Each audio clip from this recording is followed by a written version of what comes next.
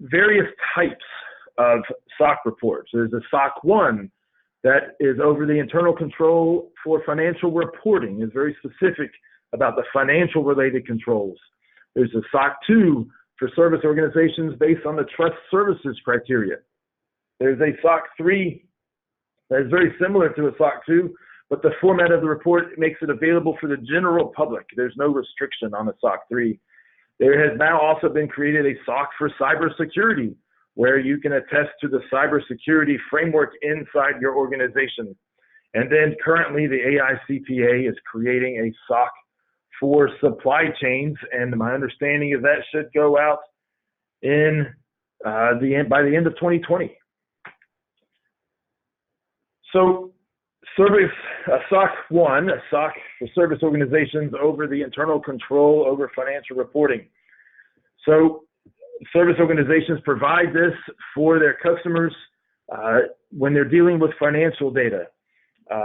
The use of the SOC 1 is based on the need of the customers and their auditors. So the users of a SOC 1 report are generally the financial auditors of a service organization's customers. So it's kind of a third line down there. And a SOC 1 meets the needs of user entities managements and their auditors as they evaluate the effect that a service organization's controls have on the financial statements of the user entity. These reports are an important component of the user entity's internal controls over financial reporting. And some examples, often people wonder, okay, so who needs a SOC reports? Well, it's going to be service organizations that impact the financial statements. The most clear example of a service organization that impacts the financial statements is a payroll provider. Often small and medium businesses and even large businesses outsource the payroll function to companies like Paychex or ADP. All right, those companies have SOC reports. And the financial auditors really want to see that because payroll is an important function. Often payroll is one of the largest expenses that a business has. So the financial auditors are very concerned about the controls around the payroll. All right. So what are we impacting? So when we do a financial statement audit, there's certain assertions that we're concerned about. You know, an example is completeness when it talks about payroll. So do we have all of the salaries and wages that were paid for the period of those financial statements? Accuracy.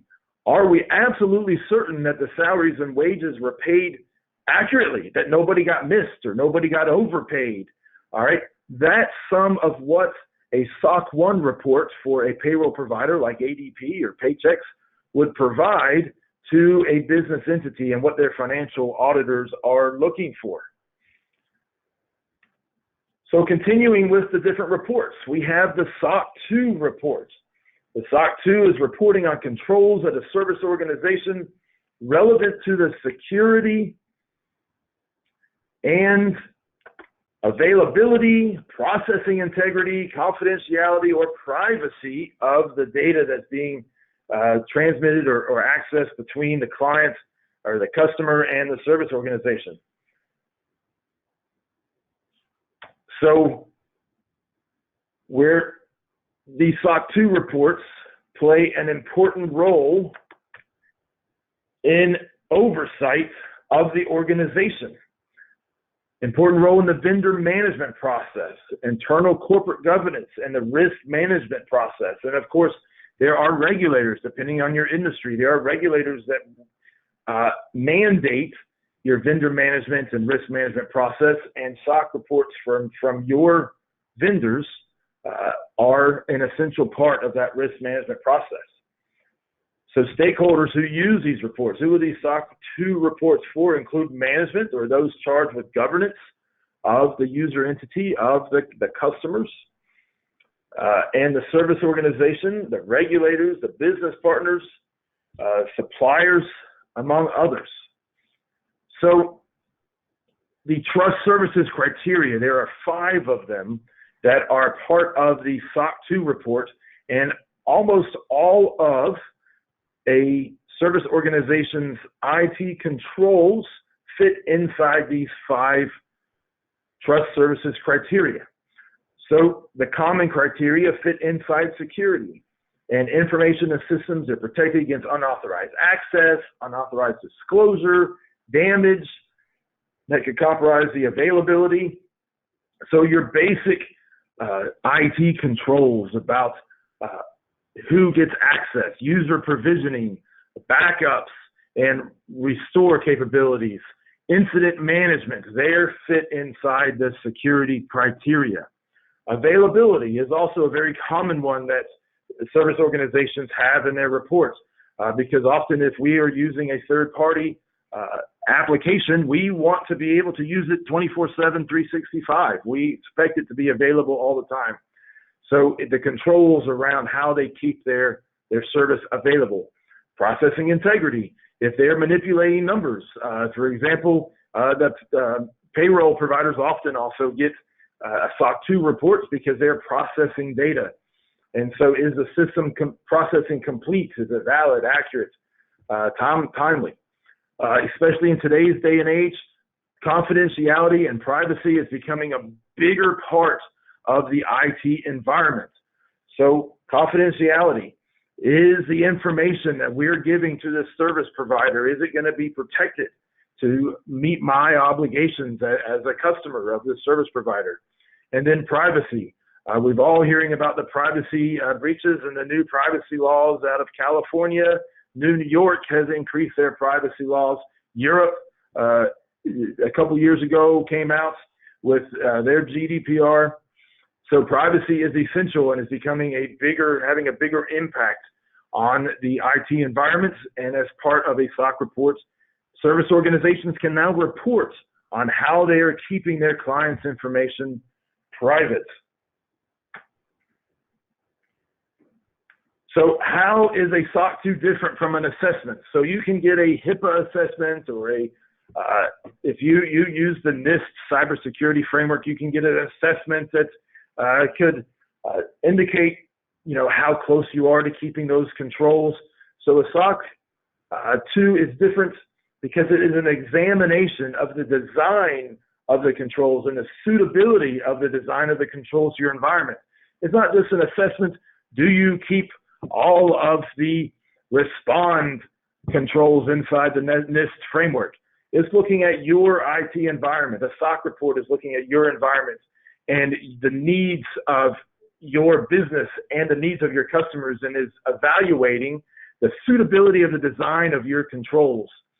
And if you get a type 2 examination, we'll go into the type 1, type 2 later, but if you go into the type 2 examination, it'll talk about the operating effectiveness of those controls for a period of time, generally 6 months or 12 months.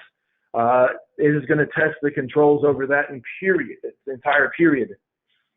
So according to the SOC attestation standards from the AICPA, it is predicated on the concept that the service provider or the responsible party is making an assertion. So for a SOC 2, they're asserting that they have those trust services criteria in place, and then the independent party, the CPA, is doing an examination and attesting to that fact. All right, so as I mentioned, what else makes a SOC 2 different? So it's flexible, that you can bring in various frameworks, not just the SOC trust services criteria, but you can tie it to various frameworks, the NIST or the HIPAA security and privacy frameworks. You can add information about the physical characteristics of your organization, or historical data, or like I mentioned, the HIPAA security and privacy, or if there's different international standards like the MSP Alliance Unified Certification Standard for Cloud and Managed Service Providers. The SOC 2 is flexible to bring all that in, so you can have one compliance report that can apply to various organizations or various regulators and their needs.